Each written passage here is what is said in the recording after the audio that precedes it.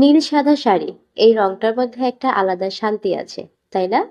এই শাড়িটার জন্য আমি বাজার থেকে কিছু কিনিনি, আমি নিজের হাতে বানিয়েছি এই চুড়িগুলো। আজ আমি তোমাদের দেখাবো এই শাড়ির সাথে মানানসই চুড়ি আমি কিভাবে বানালাম। তার আগে তোমরা যারা এখন আমার পেজটি ফলো করোনি দ্রুত ফলো করে দাও, আর ভিডিওটি ভালো লাগলে অবশ্যই তোমার বন্ধুদের সাথে শেয়ার করবে।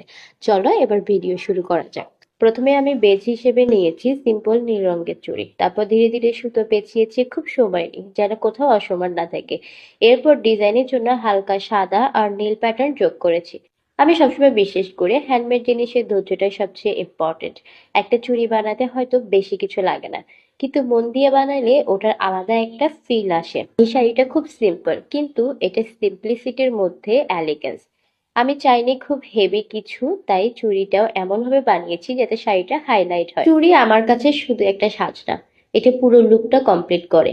রংটা খুব ব্রাইট হলে ভালো লাগে না, আবার খুব ডাল হলেও শাড়ির সৌন্দর্য হারিয়ে যায়। তাই আমি চুড়িতে নীলের সাথে সাদা আর হালকা গোল্ড টাচ রেখেছি। হ্যান্ডমেড জিনিসে কিন্তু খরচের থেকে ইফোর্টটা বেশি দিতে হয়, কারণ আমার এখানে খরচ কম ঠিক আছে, কিন্তু এই চুড়িগুলো বানাতে যেয়ে আমার 5 ঘন্টা সময় লাগছে।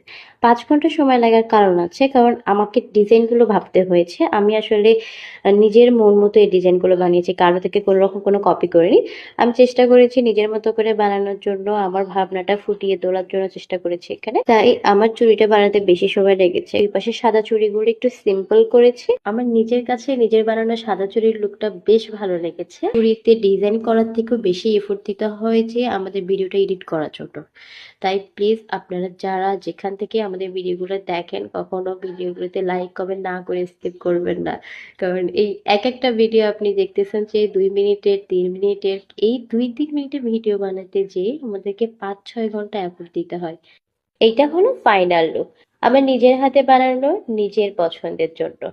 এমন ছোট ছোট জিনিস বানাতে পারলেই আমার মনটা শান্ত হয়ে যায়। তোমাদের কেমন লাগলো বলো তো? এই নীল সাদা চুড়িটা শাড়ির সাথে মানিয়েছে? কমেন্ট করে জানাও, আর ভালো লাগলে ভিডিওটা একটু ভালোবাসা দিও।